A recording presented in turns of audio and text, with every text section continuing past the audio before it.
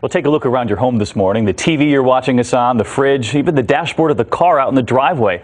There's a pretty good chance that some of those electronics come from Korea, a country about the same size as Kentucky, but it has one of the fastest growing economies in the world. And Juju's just back from Korea and has more on this country's amazing advancement. Absolutely, David. You know, today marks the 60th anniversary of the start of the Korean War, and since then, the Korea has soared from one of the 20 poorest countries in the world to one of the richest 20. And lately, the key are these little tiny microchips, the brains behind most consumer electronics, and they are the driving force behind Korea's high-tech overdrive.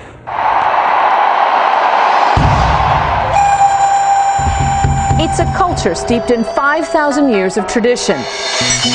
But today, pagodas and palaces have given way to a sea of gleaming skyscrapers. This is Seoul, the world's most wired wonderland.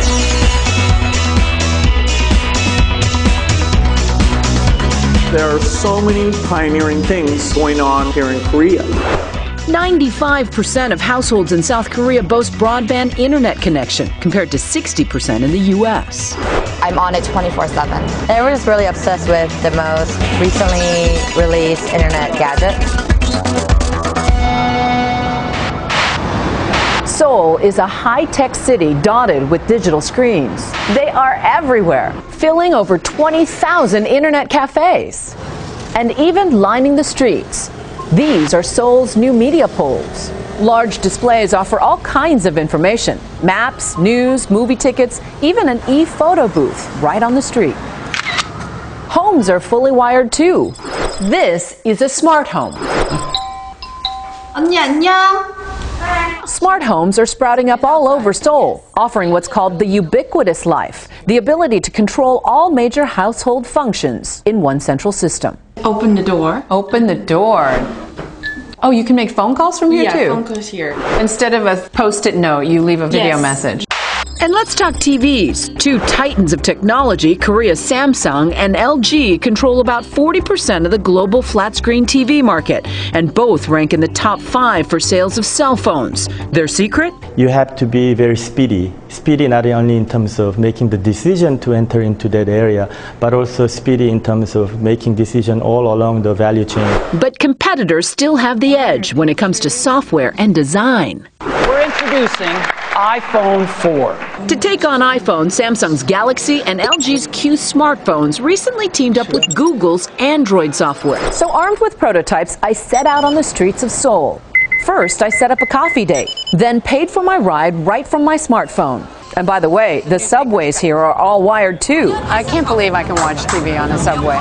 My coffee date, Korean megastar actor Lee Byung-hun, another hot Korean export, leading a wave of Korean stars dominating foreign markets. This is our waiter. Our waiter is a robot named Cafero, being tested out in Seoul's cafes.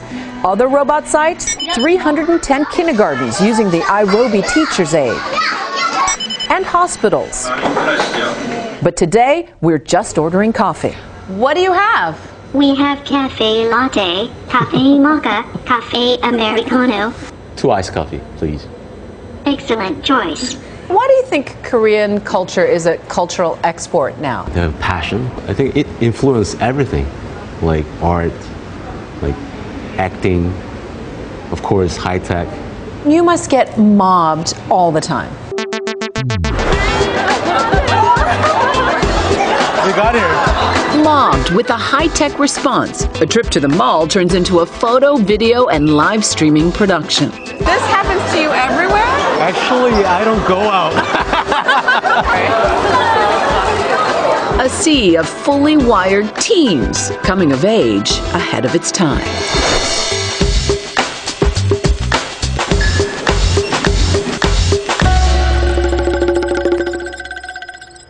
It's really fascinating. I'm sort of curious, though, with all the electronics, does it help to isolate people or sort of bring them together? Well, it is isolating, obviously, and that's the one downside of all the success. There are an estimated 2 million internet addicts in South Korea, in a country of just 49 million. The Culture Ministry is actually working with gaming companies, though, to impose an overnight shutdown for those young, popular games. And I know that you also have the gadgets, but in addition to that, access to the president, a big get.